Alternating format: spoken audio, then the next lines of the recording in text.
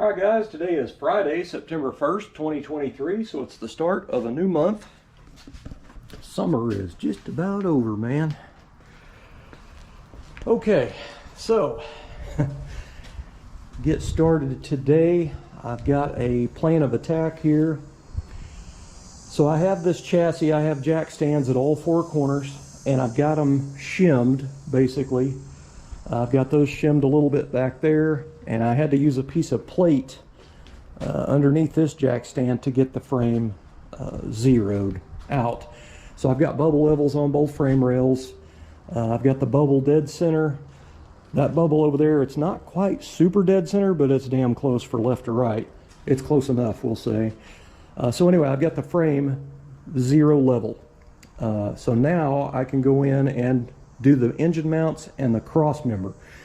If you've never done this before, if you're going to put engine mounts and stuff in a car and a cross member and all that stuff, you don't just go in there and bolt it in and call it a day. You have to have a certain degree. So your transmission, the very tail of the transmission, needs to be 3 degrees down. So what you do on like a small block Chevy, it doesn't matter what transmission it is, you put an angle finder up here or a bubble level on the carburetor pad. You want that to be dead zero. When that is dead zero on that carb pad, it automatically has that 3 degrees down. If you've never noticed an intake for a small block Chevy, you notice right there how it's thicker, like it's taller here than it is here. That's your 3 degrees built into the intake manifold. So anyway, tail shaft 3 degrees down. So if you're putting a rear end in, you also want to put it 3 degrees down.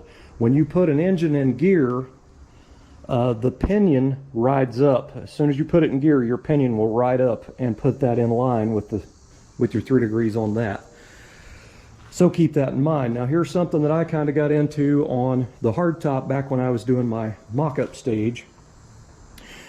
So I've been working on my car for 10 years, and I've always done it zeroed out. And then do it the way I usually do, just like this. But I had watched a video on YouTube of a guy interviewing Troy at Rad Rides, and he talked about when they have their cars with a rake, like they're lower in the front than the back, they set the frame up with that rake, and then they set this stuff up. So, you know, if you do it zero, and then you put it all together that way, and if you're running a carburetor, if you really nose it down in the front, your float levels will be a little odd in your carburetor. So I was like, well, I've never even thought about that, because I always put big wheels on the back and smaller wheels in the front, so I have a rake in mine. That's just the way I like them. So I ended up setting mine at a 3/4 inch rake, my chassis in the floor, and then I put my rear end in and I welded the perches in with the 3 degrees down. So like 2 years later or something, I had the chassis in there, and I think I was doing body work, I don't remember, on the chassis for my hardtop. And I had a buddy stop by, and I had the rear end in the car, and he looked down there and he goes, that pinion don't look right. It doesn't look like it's set up right. So I grabbed an angle finder and we put it on it, and it was, I don't even remember what it was. It was weird, and I was like, what the hell? So I'm sitting there thinking I'm totally crazy. I'd forgot I watched that video and put the, you know, a 3/4 rake on the frame. So I had already built the exhaust out of pie cutting stainless steel mandrel bends to build a smooth exhaust system out of stainless. So I ended up zeroing out the frame and the floor, put it all back level, and went back and cut the perches loose, redid that rear end, and I had to go back and redo the exhaust. So then when I went and put it in the car, my transmission was hitting the lip on the firewall right here. So I set the engine high to run a mechanical fuel pump. I wanted to make sure I had plenty of clearance off the frame rail. So when I did everything, I kind of set the engine up a little higher. So it really screwed me up. I had seen a video years and years ago of a guy that had a camera underneath the car. I think it was on one of the old Spike TV channels. It was one of the, you know, the car related shows. It might have been trucks, I don't remember. But they had a GoPro or something set up down there, and when they put it in gear, you could see that pinion just ride right up. I've always thought that was interesting. But anyway, me and him, he was trying to tell me how it's supposed to be, and I was telling him, you know, and I got confused, so I ended up having to redo it. So that's kind of why to this day I don't really care for people coming over here and, you know, trying to second guess how I'm doing something, because it's always worked for me, so I'm going to continue to do it my way. I don't need somebody's input telling me how to do something, you know what I mean? I'm the firm believer that if you're doing the work on the car, it doesn't matter what anybody else says. So they're not building the car, they're not funding, you know, the build or nothing. So in this case on Steve's car, I'm going to zero it out, and now I have the chassis level, the engine set up with the carb pad level, which automatically puts that at 3 degrees down. So at this point, I've got it setting on the front engine mounts. I'm going to go ahead and finish the crossmember work, and I'm going to get the angle brackets made to put on the ends and get those welded to the chassis and get it bolted down and done. So at that point, I can move on to these side engine mounts. So this side engine mount kit turned into a big mess. I told Steve to, you know, get me some side engine mounts, and I like the CPP brand ones. And anyway, the ones that came in, I thought they were Woody's, and they ended up being from Parts Geek, and I don't know who makes those, or I've never even heard of Parts Geek. But anyway, they came in and they look like a nice built mount. But after setting them up in here yesterday, they're for 3/4 inch forward. And in the listing that he sent me a picture of, I just assumed that was at CPP's website on the little picture on my phone. I didn't like really look it over or anything, but it doesn't specify whether it's stock location or 3/4 inch forward. So we wanted stock location because he's running a small bodied MSD distributor. We don't need the extra 3/4 forward, and his drive shaft's already cut to fit the car.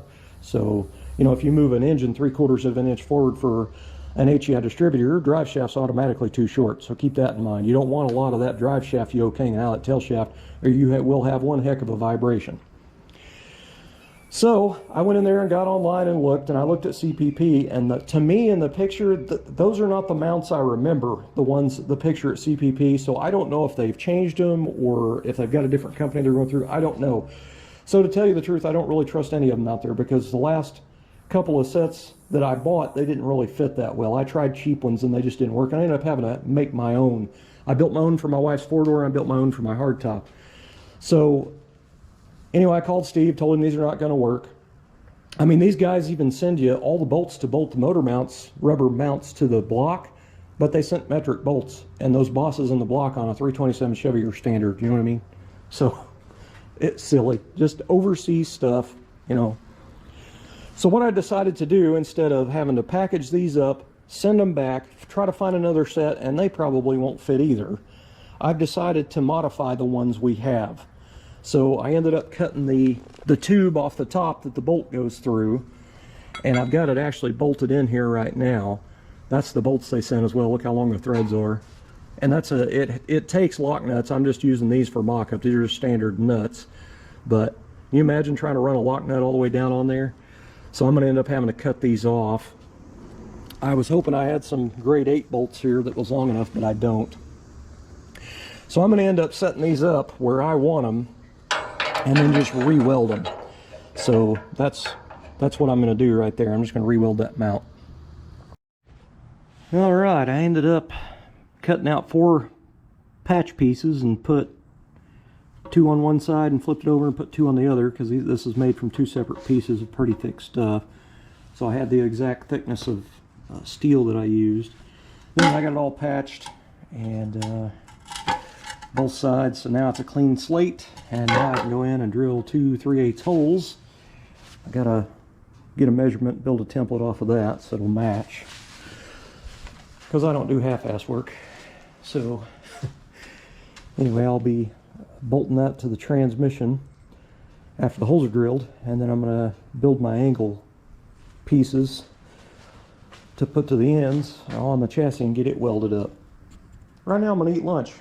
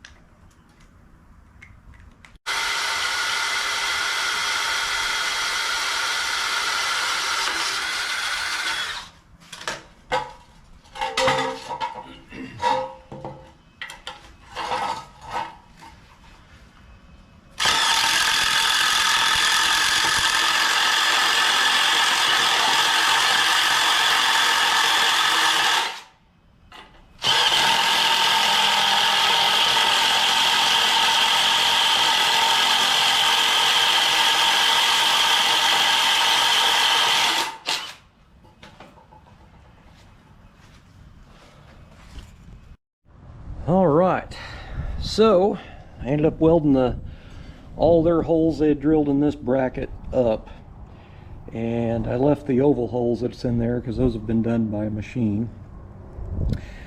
So they had 3/8 hardware in. I went to 7/16 because that's what size these holes are. A little bit stronger of a bolt anyway, you know, bigger.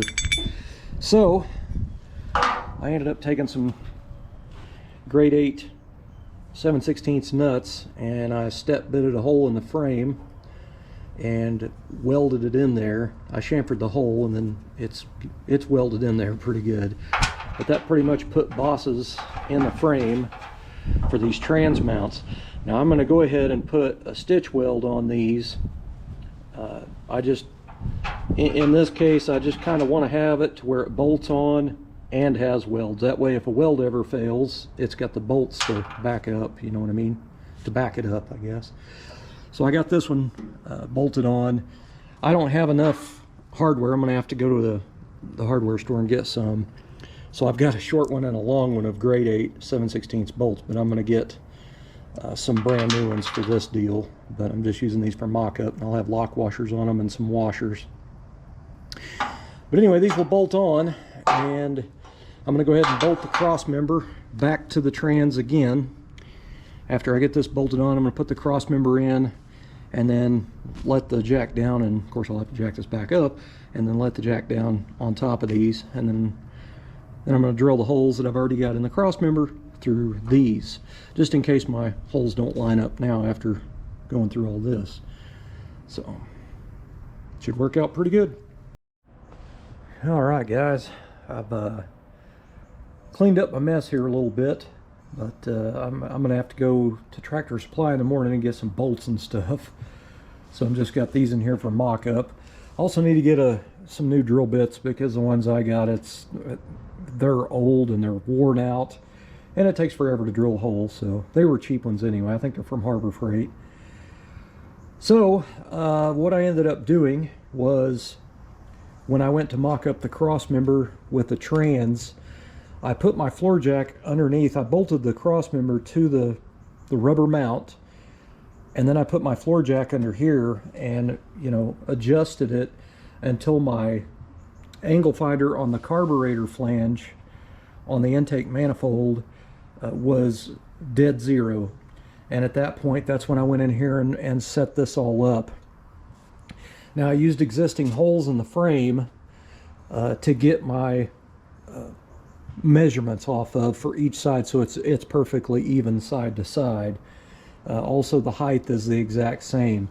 But if you just use a floor jack trying to lift your transmission up, and then you set your cross member up, and then when you put this all together and tighten it down and let the weight off of the back of the transmission down, that rubber cushion is going to have a little give in it.